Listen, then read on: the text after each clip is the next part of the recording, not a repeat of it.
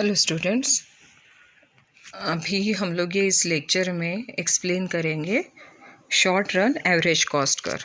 जो कर्व है जो बताने के पहले मैं आपको यहाँ पे जो टेबल बनाया है उसके थ्रू ये जो रिलेशनशिप है total cost, total variable cost, फिर average variable cost, average fix cost, इनका जो रिलेशन है वो बताऊंगी और उससे हम लोग देखेंगे कि ग्राफ कैसे बनता है। ये हाइपोथेटिकली लिया हुआ डेटा है और इससे हम लोग यहाँ पे एक्सप्लेन करेंगे। जैसे देखिए T is equal to quantity दिया हुआ है, Q से रिप्रेजेंट किया है हम लोगों ने उसे। फिर सेकंड कॉलम जो दिख रहा है वो TFC है, टोटल फिक्स्ड कॉस्ट है। थर्ड कॉलम में हम लोगों को दिख रहा है टोटल वेरिएबल कॉस्ट, फिर दिख रहा है टोटल कॉस्ट, फिर एवरेज फिक्स्ड कॉस्ट किस तरह से कैलकुलेट किए उसका फॉर्मूला दिया है, total fixed cost divided by quantity. फिर नेक्स्ट कॉलम में दिया है एवरेज वेरिएबल कॉस्ट, उसका फॉर्मूला है total variable cost divided by quantity. फिर एवरेज टोटल कॉस्ट दी है जिसका formula total cost divided by quantity.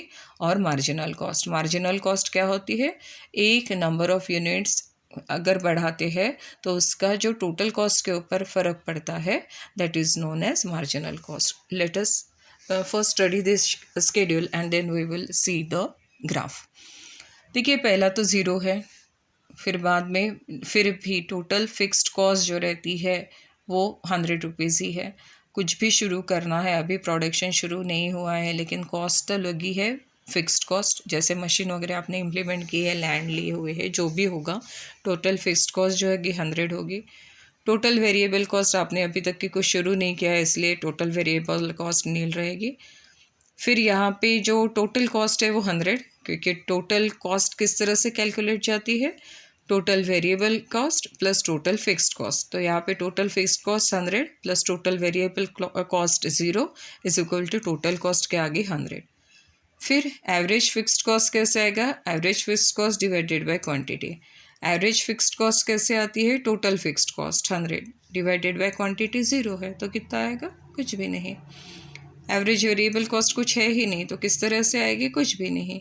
Average total cost फिर से क्वांटिटी 0 होने की वजह से एवरेज टोटल कॉस्ट भी हम लोग यहाँ पे नहीं देखेंगे और मार्जिनल कॉस्ट भी, अभी कोई प्रोडक्ट प्रोड्यूस ही नहीं हुआ है, ठीक है। अब 1 यूनिट के लिए अगर हम लोगों ने अभी क्या किया है 1 यूनिट, फिर 100 क्या है, total fixed cost remains constant. उसका कोई फ़र्क नहीं पड़ता कि आपने कितने नंबर ऑफ यूनिट्स को प्रोड्यूस किया है, total fixed cost remains fixed. लेकिन जो टोटल वेरिएबल कॉस्ट है 8 increases according to the number of units produce, ठीक है।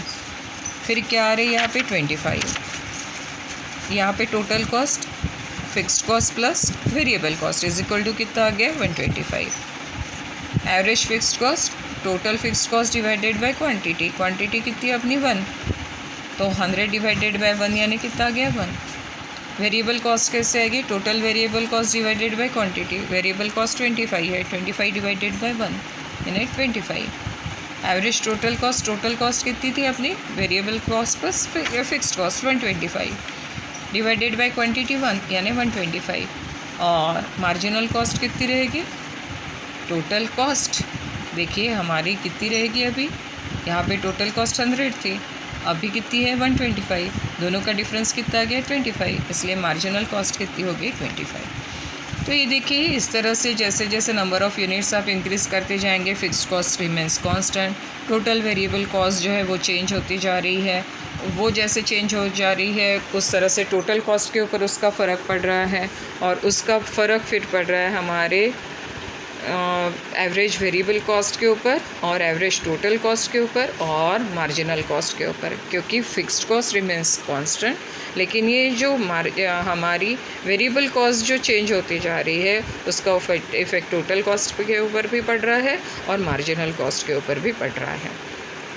यहाँ पे देखिए अगर हम लोग ये मार्जिनल कॉस्ट और एवरेज टोटल कॉस्ट का कर्व देख रहे हैं, अगर हम लोग कर्व देखने के लिए अभी देखिए सबसे पहले हम लोग देखते हैं कर्व कहाँ है।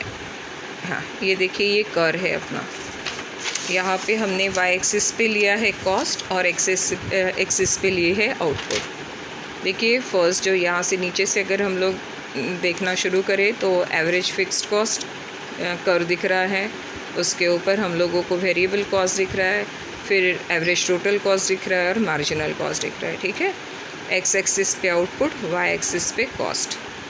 अभी हम लोग फिक्स्ड कॉस्ट को देखते हैं। फिक्स्ड कॉस्ट जैसे हमने देखी average fixed cost remains constant, वहाँ पे हमने देखा था 100 यूनिट्स, बराबर है।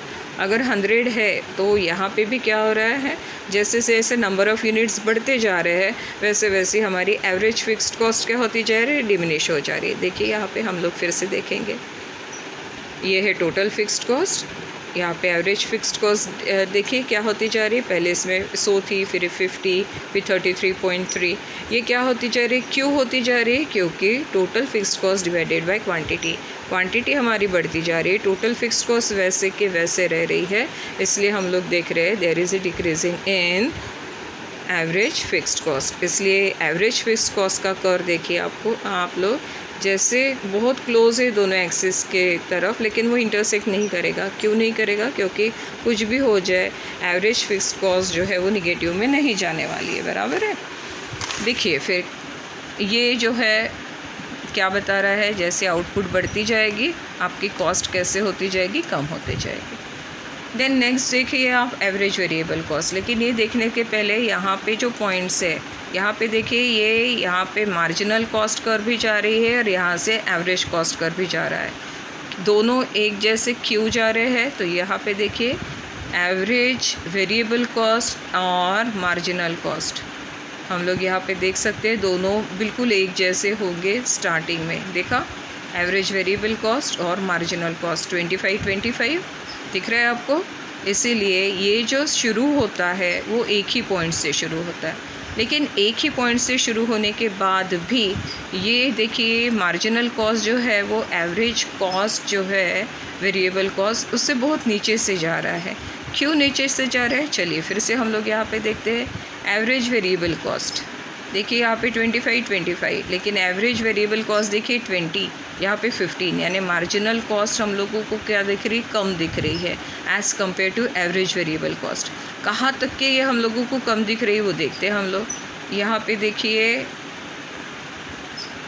18.3, हाँ देखो 25, ये 20 हो गया, 15, ये 16.6, 18, 15, 10, 16, 20, 18.3, 30 दिख रहा है आपको। लेकिन यहाँ पे अगर आप आ जाते हो तो आपको दिखता है कि देखिए एकदम 150 पे आ गया है, 200, 400। तो एक ये पॉइंट है जहाँ से आपको क्या दिख रहा है, ये एक पॉइंट आ गया, यहाँ पे उन्होंने इंटरसेक्ट किया। अब ये जो कॉस्ट है मार्जिनल कॉस्ट, ये इससे ज़्यादा बढ़ेगी एवरेज वेरिएबल कॉस्ट से, और एवरेज वेरिएबल कॉस्ट का जो कर्व दिख रहा है वो बहुत नीचे से ऊपर जाते हुए दिख रहा है as compare to marginal cost. ठीक है, आगे देखिए ये एवरेज टोटल कॉस्ट, ये पूरे के पूरे जो कर्व्स दिख रहे हैं वो यू शेप में ही दिख रहे हैं। That depicts that initially the cost goes on decreasing, at certain point it remains constant and then starts increasing। इसलिए पहले इनिशियली वो नीचे आ रही है, इसलिए आपका कर्व नीचे आ रहा है, फिर थोड़ा कांस्टेंट दिख रहा है और फिर क्या दिख रहा है, वो अपवर्ड गोइंग है, यानी ही क्या है, वो यू शेप को आपको डिपिक्ट कर रहा है। एवरेज टोटल कॉस्ट कैसे निकलती है हमारी, average total cost, average fixed cost और एवरेज वेरिएबल कॉस्ट को मिला के हमारी क्या निकलती है, एवरेज टोटल कॉस्ट। इसलिए देखिए एवरेज टोटल कॉस्ट का जो कर्व है वो फिक्स्ड कॉस्ट और एवरेज वेरिएबल कॉस्ट से कैसे है, ऊपर है। ठीक है, चलो जैसे मैंने आपको पहले बताया कि मैंने इसकी आपको PDF सेंड की है एक्सप्लेनेशन की, आप उसको देखिए। अगर नहीं समझता है तो फिर से मुझे आप पूछ सकते हैं। Average fixed cost decreases as the output increases, पहले मैंने आपको बताया since the total fixed cost remains the same, average fixed cost decline continuously. इसलिए एवरेज फिक्स्ड कॉस्ट हमें कंटिन्यूसली डिक्लाइन दिख रही है। सिर्फ हमारे यहाँ पे एवरेज फिक्स्ड कॉस्ट कर्व जो है वो यू शेप में नहीं है, बाकी के पूरे शेप जो है वो जनरली हमें किस में दिख रहे हैं, यू शेप में दिख रहे हैं। Average variable cost first decreases and then increases as the output increase. Variable cost पहले इसमें देखिए, वेरिएबल कॉस्ट पहले डिक्रीज़ हो रही है, क्यों डिक्रीज़ हो रही है, as the firm expands its capacity. Firm ने अपना जो बिज़नेस है उसे एक्सपांड किया है, कैपेसिटी एक्सपांड हुई है, लेकिन सर्टन लिमिट के बाद हमने वेरिएबल प्रोपोर्शन में भी देखा है, जब उसका ऑप्टिमम यूटिलाइजेशन हो जाता है तो आप इसके ऊपर कितने भी वेरिएबल फैक्टर्स को और इंक्रीज़ करो, लेकिन उससे मिलने वाले रिटर्न्स कैसे होते हैं, डिमिनिशिंग ही रहते हैं, यानी अभी प्रोपोर्शनेटली डिक्रीजिंग आपको रिटर्न्स दिखते हैं। इसलिए ये जो आपकी कॉस्ट है स्टार्टिंग में तो हमको दिख रही है डिक्रीज़ हो रही है, लेकिन after certain points it goes on increasing, क्योंकि उससे मिलने वाले आउटपुट जो है वो कैसे होते, कम हो रहे हैं, even though you are increasing the cost of variable factors. फिर ATC भी देखिए, average total cost decreases initially, obviously average total cost is also dependent on the fixed cost and the variable cost. जैसे ये कम होती जा रही है तो ये भी कम होगी average total cost. It remains constant at a point for a while but then goes on increasing as output increases. जैसे जैसे आउटपुट इंक्रीज़ होगा ये भी क्या होती जाएगी, इंक्रीज़ होती जाएगी। और मार्जिनल कॉस्ट जैसे कि पहले ही बताया है is determined by the rate of increase in the total variable cost. ये टोटली, क्योंकि फिक्स कॉस्ट सब वैसे के वैसे ही रहने वाला है, ये किसके ऊपर डिपेंडेंट हो रहा है, टोटल वेरिएबल कॉस्ट के लिए। In the beginning for the very first unit दस average variable cost and marginal cost are the same. मैंने आपको पहले ही बताया, सबसे पहले जो फर्स्ट ये है यूनिट प्रोड्यूस हुआ तो क्या दिख रहा है हमें, एवरेज वेरिएबल कॉस्ट और मार्जिनल कॉस्ट क्या है, सेम। तो this is all about the short run average cost curve. If you have any doubt you can ask me, लेकिन उसके पहले आपको जो PDF सेंड की हुई है उसको देखना है, अच्छे से समझना है। Okay, thank you.